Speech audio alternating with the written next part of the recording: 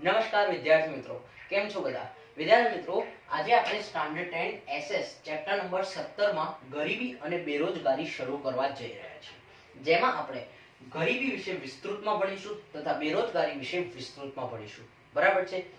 સૌથી પહેલા આપણે ગરીબી વિશે ભણવાનું છે. બરાબર છે? હવે ગરીબી વિશે ભણતા હોઈએ તો આપણને ચોપડીમાં વ્યાખ્યા આપી છે કે ગરીબી એટલે શું, અને તમને એક્ઝામમાં પણ ગરીબી એટલે શું, ગરીબીના લક્ષણો જણાવો. એટલે ગરીબ માણસ છે, ગરીબી રેખા નીચે જીવે છે, તો એના લક્ષણો કેવા હોય એ જણાવવાના છે. એવો સવાલ પૂછાય છે, જે આપણે આ વિડીયોમાં જોવાના છે. ગરીબી એટલે શું? અત્યારે હાલના જમાનામાં આપણે બધાને ખબર છે કે ગરીબ કોને કહેવાય. આપણી સામાન્ય ડેફિનેશન એ છે કે ભાઈ ગરીબ કોને કહેવાય, કે જેના પાસે પૈસા ના હોય એ ગરીબ.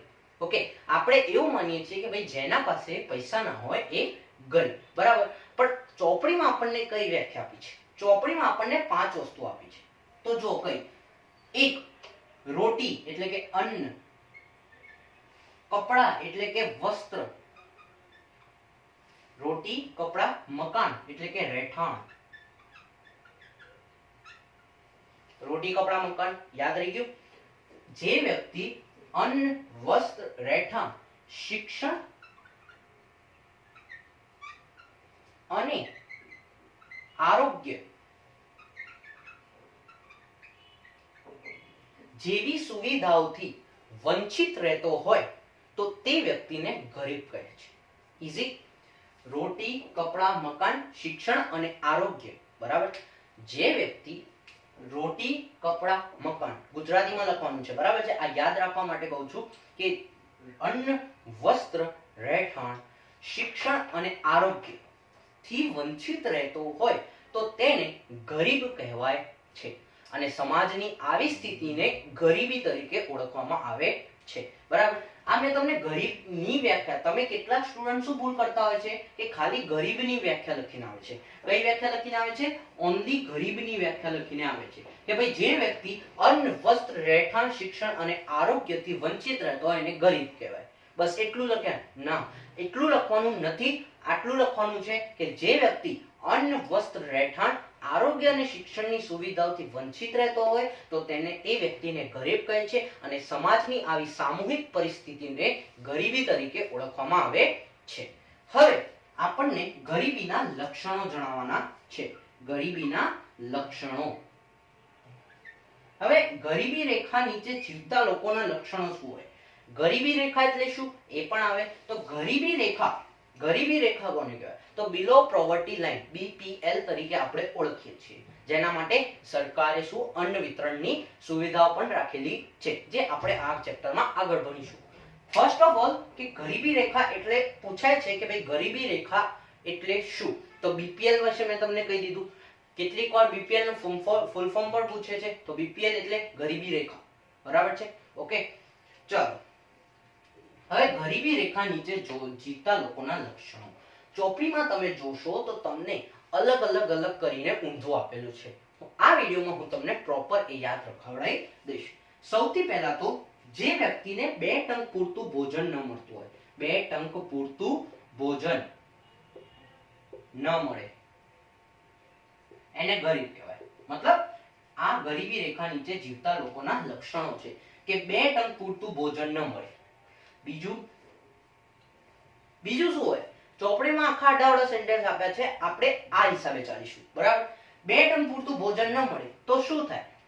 કે સામાન્ય રોગોથી પીડાતા હોય. સીધી વસ્તુ છે, તમે ભોજન ના ખાઓ તો કોઈને કોઈ રોગ થાય. બરાબર છે? એટલે સામાન્ય રોગોથી પીડાતા હોય. હવે શું થાય? રોગોથી પીડાય તો શું થાય? મૃત્યુ થાય. બીજું કઈ થાય નહીં. મૃત્યુ. શું લખવાનું? કે તેમનો આયુષ્ય દર સરેરાશ આયુષ્ય દર કરતા પણ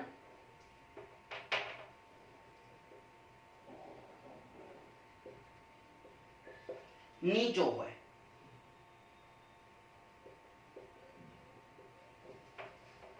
ઓકે, અન્ડરસ્ટેન્ડ? ફરીથી 2 ટંક પૂરતું ભોજન ન મળે, ભોજન ના મળે તો શું થાય? નાના મોટા રોગો એટલે કે સામાન્ય રોગોથી પીડાતા હોય. સામાન્ય રોગોથી પીડાય તો શું થાય કે તેમનો આયુષ્ય દર જે છે તે સરેરાશ આયુષ્ય દર કરતા પણ કેવો હોય છે? તો નીચો હોય છે. હવે બસ આમનો સરેરાશ મોટા વ્યક્તિનો. હવે બાળકો વિશે લખવાનું કે બાળકોના કુપોષણને લીધે કુપોષણ પોતાનું જ કુપોષણ થતું હોય તો બાળકોનું તો થાય, સીધી જ વસ્તુ છે. શું? બાળકોના કુપોષણને લીધે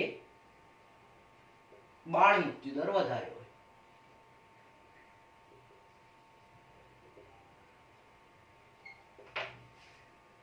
ટોટલ 9 સેન્ટેન્સ છે ગરીબીના લક્ષણોમાં. એમાંથી મેં તમને 4 સેન્ટેન્સ બતાવ્યા કે ભાઈ 2 ટંક પૂરતું ભોજન ન મળે. ગરીબ માણસ હોય, ગરીબી રેખા નીચે જીવતો હોય, બીપીએલ નીચે જીવતો હોય, બીપીએલ ધારક હોય તો એને 2 ટંક પૂરતું ભોજન ન મળતું હોય. સામાન્ય રોગોથી પીડાતો હોય. તેમનો આયુષ્ય દર હોય છે સરેરાશ આયુષ્ય દર કરતા. સરેરાશ આયુષ્ય દર એટલે શું? પાછું એ સવાલ થાય. તો સરેરાશ આયુષ્ય દર એટલે એવું કે મોટા ભાગે લોકો જીવતા હોય, આટલા વર્ષ તો જીવતા હોય. એનો મતલબ કયો? અત્યારે આપણે જોઈએ તો મોટા ભાગે લોકો 60 વર્ષ જીવે છે. કેટલા વર્ષ? 60 વર્ષ. તો આ થઈ ગયો સરેરાશ આયુષ્ય દર. કેટલું? સરેરાશ આયુષ્ય દર. પણ આ જે ગરીબ લોકો છે એમનો આના કરતા પણ નીચો હોય, કારણ કે એ સામાન્ય રોગોથી પીડાય છે અને ઝડપથી મરી જાય છે. ઓકે, મૃત્યુને પામે છે. તો આ સરેરાશ આયુષ્ય દર કરતા પણ કેવો હોય? નીચો હોય. ચોથી વસ્તુ, બાળકોને કુપોષણને લીધે બાળ મૃત્યુ દર પણ વધારે હોય. 2 ટંક પૂરતું ભોજન ન મળે, સામાન્ય રોગોથી પીડાતા હોય તો બાળ મૃત્યુ દર થવાનો જ છે. સીધી વસ્તુ છે. ઓકે, તો એ વસ્તુ તમારી 4 મુદ્દા થઈ ગયા. હવે બચ્યા આપણા 5 મુદ્દા. તમને યાદ શું રાખવાનું કે ભાઈ ભોજનના 4 મુદ્દા. કયા? ભોજનના 4 મુદ્દા. ભોજનના 4 મુદ્દા કે 2 ટંક પૂરતું ભોજન ન મળે શું થાય? તો સામાન્ય રોગોથી પીડાય. સામાન્ય રોગોથી પીડાય તો શું થાય? તો કે ભાઈ મૃત્યુ પામે. એટલે કે સરેરાશ આયુષ્ય દર રાષ્ટ્રીય આયુષ્ય દર કરતા પણ કેવો હોય? તેમનો આયુષ્ય દર એ સરેરાશ આયુષ્ય દર કરતા પણ કેવો હોય? નીચો હોય. અને એના બાળકોનું મૃત્યુ વાળું પણ મેં તમને કીધું બાળકોના કુપોષણને લીધે કે ભાઈ કુપોષણ એટલે કયું? તો 2 ટંક પૂરતું એટલે કે 2 ટાઈમ પૂરતું ભોજન ન મળતું હોય. ઈઝી. હવે તમને લેવાના છે આવકના, જેમ કે અહીંયા મેં તમને કીધું ભોજનના 4 પોઈન્ટ્સ, એમ આવકના તમારે 3 પોઈન્ટ્સ લેવાના છે. કેટલા? 3 પોઈન્ટ્સ. તો તેમની આવક, જે તેમની આવક છે તે નિર્ધારિત અપેક્ષિત આવક કરતા પણ ઓછી હોય. નિર્ધારિત અપેક્ષિત આવક થી ઓછી. તેમની જે આવક છે તે નિર્ધારિત અપેક્ષિત આવક કરતા પણ કેવી હોય છે? ઓછી જોવા મળે છે. એટલે કે એમની આવક ઓછી છે, પણ સેન્ટેન્સ આ લખવાનું કે સામાન્ય રીતે આજે 10,000 રૂપિયા દરેક મહિને દરેક વ્યક્તિ કમાય છે, તો એમની જે આવક છે એ 10,000 કરતા પણ ઓછી હોય છે, એવું કહેવા માંગે છે. બરાબર. હવે સીધી વસ્તુ છે કે ભાઈ આવક નિર્ધારિત અપેક્ષિત આવક કરતા પણ ઓછી હોય. તો કેમ ઓછી છે? કારણ કે નિરક્ષર છે. નિરક્ષર છે. આજે નિરક્ષર છે, આજે એનામાં મતલબ એને ભણતર મેળવ્યું નથી, એને નોકરી મળવાની નથી, અને મજૂરી કામ કરશે તો 10,000 કરતા ઓછી આવક મળશે.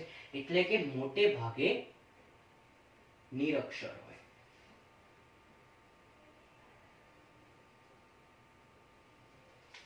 અન્ડરસ્ટેન્ડ?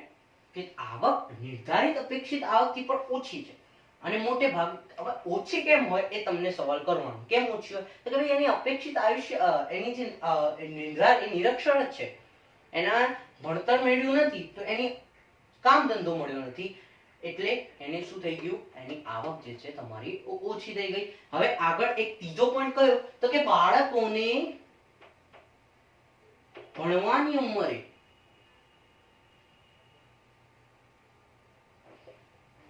ધંધા કે નોકરીએ જવું પડતું હોય. શા માટે? આવક મેળવવા. બરાબર છે. એટલે એનાથી પણ શું હશે? નિરક્ષરતામાં વધારો થશે. બાળકોને ભણવાની ઉંમરે શું કરવાનું છે? તો કે કામ ધંધે કે નોકરી, કામ ધંધે અથવા તો નોકરી ધંધે જવું પડતું હોય. આવક મેળવવા. થઈ ગયા આવકના 3 મુદ્દા. આ યાદ રહી ગયું. એ ભોજન ના મળે, 2 ટંક પૂરતું ભોજન ના મળે તો શું થાય? સામાન્ય રોગોથી પીડાતો હોય. સામાન્ય રોગોથી પીડાતો હોય તો શું થાય? કે એનો જે આયુષ્ય દર છે તે સરેરાશ આયુષ્ય દર કરતા પણ ઓછો હોય. અને છેલ્લું કે એના બાળકોના કુપોષણને કારણે બાળ મૃત્યુ દર પણ વધારે હોય. સેમ ટુ સેમ વસ્તુ. આવકના 3 મુદ્દા મેં તમને કીધા કે તેમની આવક એ નિર્ધારિત અપેક્ષિત આવક કરતા પણ ઓછી હોય. શા માટે? તો કે નિરક્ષર છે એટલે. અને બાળકોને શું કે ભણવાની ઉંમરે નોકરી કે કામ ધંધે મેળવવા જવું, નોકરી ધંધે જવું પડતું હોય આવક મેળવવા માટે. શાના માટે? આવક મેળવવા માટે. હવે તમારા છેલ્લા કેટલા કે મેં તમને કીધા 9 મુદ્દા છે. 4 અને 3 7 થઈ ગયા. હવે 2 બચ્યા. એ શાના આવશે? તો એ રહેઠાણના આવશે. શાના આવશે? રહેઠાણ. રહેઠાણના તમને કેટલા મુદ્દા લખવાના છે? 2 મુદ્દા. કયા? એ તો એકદમ ઈઝી છે કે ભાઈ રહેઠાણના તમને 2 મુદ્દા એકદમ ઈઝી છે, એકદમ આવડી જશે. તો શું કહે છે કે રહેવા માટે પૂરતી મોકળાશવાળી જગ્યા ન હોય. રહેવા માટે પૂરતી મોકળાશવાળી જગ્યા ન હોય. બરાબર છે? જેટલી જગ્યા જોઈએ છે, 2 રૂમ જોઈએ છે, તો હવે ઘરમાં 6 સદસ્યો હોય, 6 માણસો હોય, તો ઓછામાં ઓછા 2 રૂમ જોઈએ, પણ એમના જોડે 1 રૂમ છે. તો શું કહેવાય? રહેવા માટે પૂરતી મોકળાશવાળી જગ્યા ન હોય. બીજી વસ્તુ કે ના છૂટકે ગંદા કે સ્લમ વિસ્તારમાં રહેવું પડતું હોય. ના છૂટકે ગંદા કે સ્લમ વિસ્તારમાં રહેવું પડતું હોય. ના છૂટકે ગંદા કે સ્લમ વિસ્તારમાં રહેવું પડતું હોય. થઈ ગયું કમ્પ્લીટ.